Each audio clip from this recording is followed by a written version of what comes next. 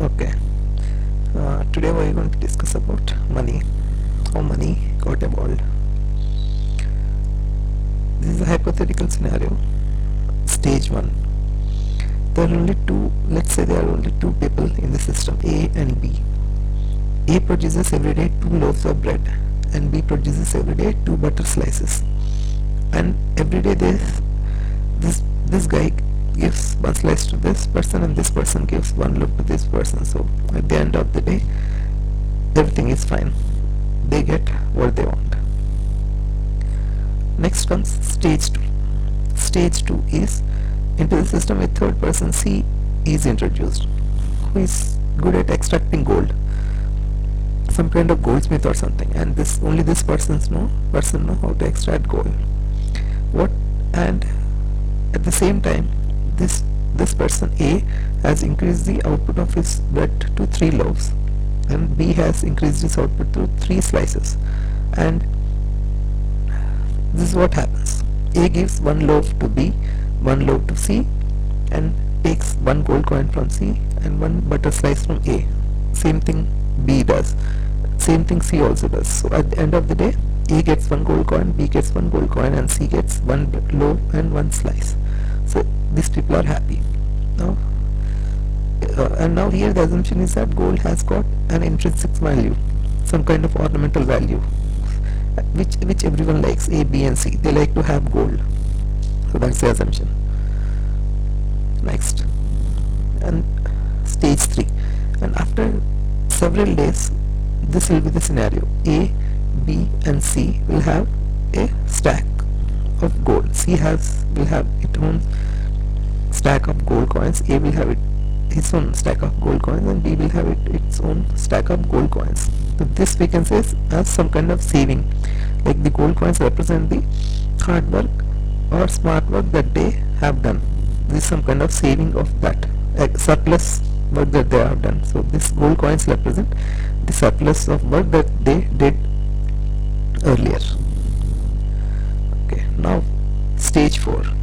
Now comes another person called G. Let's call him government. What this person will say is that he will say, please give me some small tax like 1 gold coin per second per person, and I will give you protection from thieves and enemies.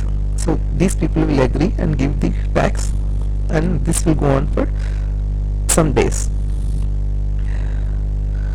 And this person is elected through elections or someone like that. So this is some kind of thing. Okay, now after some days, what will happen is that this government G will also accumulate some surplus gold coins. What will happen is this person will say, I will give some gold coin to you, that is W or worker. This is another person, and he will say, and G will say, I will give some gold coins and please build bridges and other public buildings for me. So this is how money comes from government to system again, and this is how it happens. Next, okay, next is stage 6. Now at stage 6, government will start issuing money. Let's call them dollars, and these dollars are equivalent to gold. Like let's say government has 3 gold coins, it will issue $3, and it will say it will always return gold coins for the dollars. Like if a person has $1, returns back to the government, and he will return back the gold coin to the person. So this is called gold standard. This is what happens in the initial stages of currency. Like every dollar will be equivalent to 1 gold coin, something like this, and it is always exchangeable. Dollars and gold coins are exchangeable with the government. Now stage 7, this is where something funny happens. After several years, people will assume gold is same as dollar because it can be easily exchanged. But government at certain stage, government will stop returning gold coins for dollars, and it will pass a law. Now that's called fiat money. That means government will stop returning gold for the dollars, and now it has, once there is no obligation for the government to return gold, it will do something different. It will say, I will start printing more dollars than the gold that I have. For example, here for every one single gold coin government has, it will print $3. Now what does this mean? This means something different. Indirectly, this is like taking savings from people. G has expropriated the savings of people by devaluing dollar. See, the more dollars we have, like earlier there were $3 for 3 gold coins, but now there are $3 for 1 gold coin. This means value of gold has been devalued. That means currency has been devalued by 3 times. This means all the savings of the people who have dollars with them has decreased by 3 times. So this is what means by printing money. As the government prints more money than the gold coins it has, it indirectly means that it is taking from the savings of the people. Because let's say a person has $10 today, since there are more dollars in the market tomorrow, the same $10 will give him less number of products. Like if today if he gets 10 bread pieces for $10, tomorrow he will get only 3 bread pieces for $10. This is because government has put more money. So supply and demand things. So this is what printing of money is all about. Next stage is this. What government will do with that printed money? It will print more money and it will spend in public expenditure. Like it can spend in public for paying his government employees, for paying army, for paying Medicare, research and everything. So it pays through all these people through printed money. So indirectly it means it is taking from the savings of the earlier people and giving it to these new people. So this is what means by this is what indirectly is happening.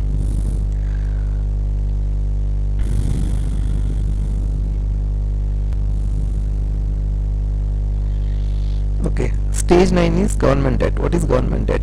See, there are already 2 ways of government getting money. One way is through taxes, second way is through printing money, third way is debt from rich. Now there are many people who have surplus of dollars with them.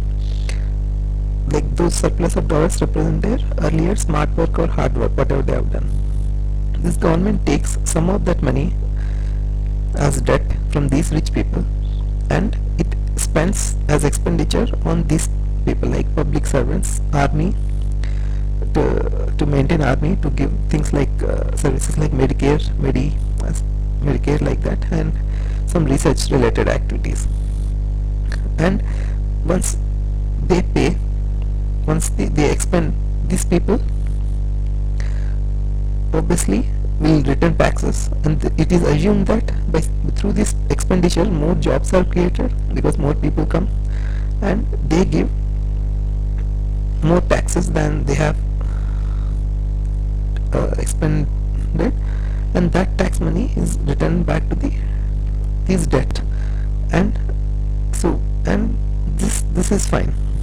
This is called growth based economy, because more employment is created, more tax is generated, and that tax money is given to pay the debtors. And since these people are getting their money back, they will give more money to the government so that they can get more interest. So this keeps on going on and on. So that's why the debt increases.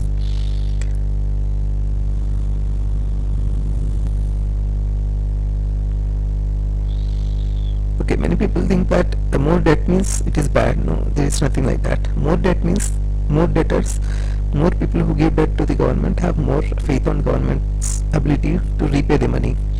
And to a certain extent it is correct. It is assumed that government invests money such that that means it invests money very wisely such that it creates more and more employment, thereby directly or indirectly generating more and more tax revenue that can be paid back to the debt. So it's assumed that government is increasing some kind of, like government is taking the money which is lying useless with the rich people and using it in more efficient way to generate more revenues.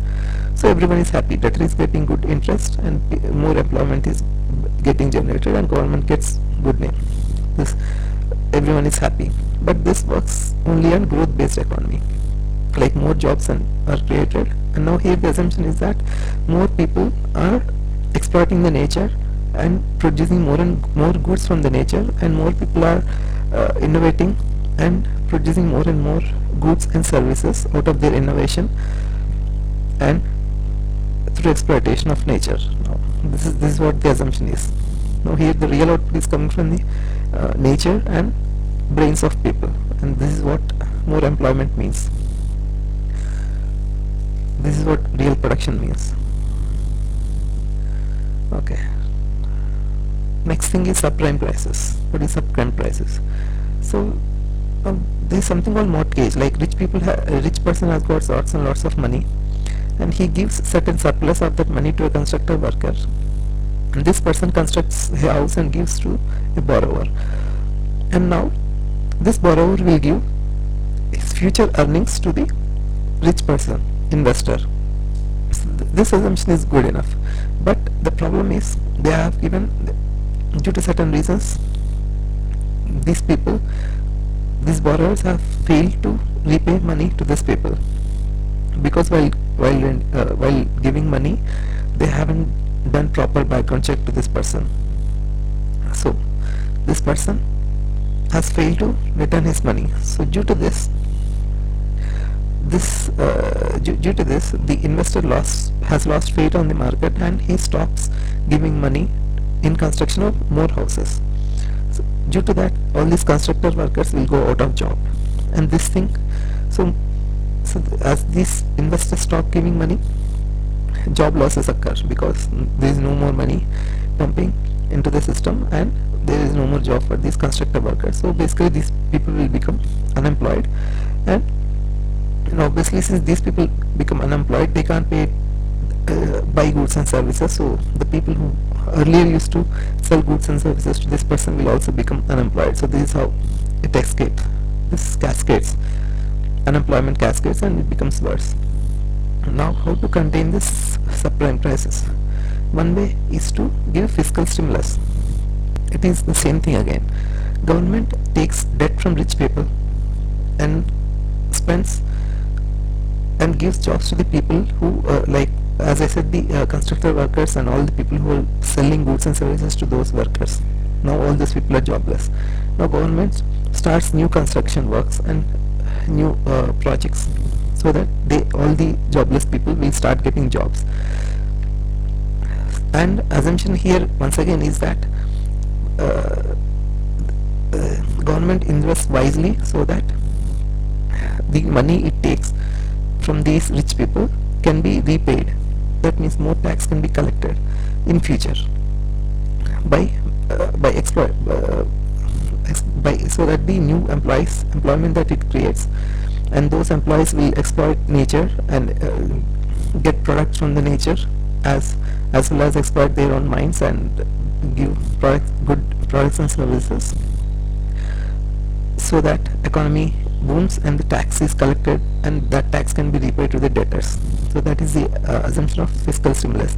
But once again, fiscal stimulus fails when government does some bad investment, so that good taxes are not collected and nature and brains are not properly exploited. In that case, this fiscal stimulus fails, because government will not be able to pay the debt, and after some time this debt will stop, because all the rich people will run out of their money, or maybe they lose hope on government.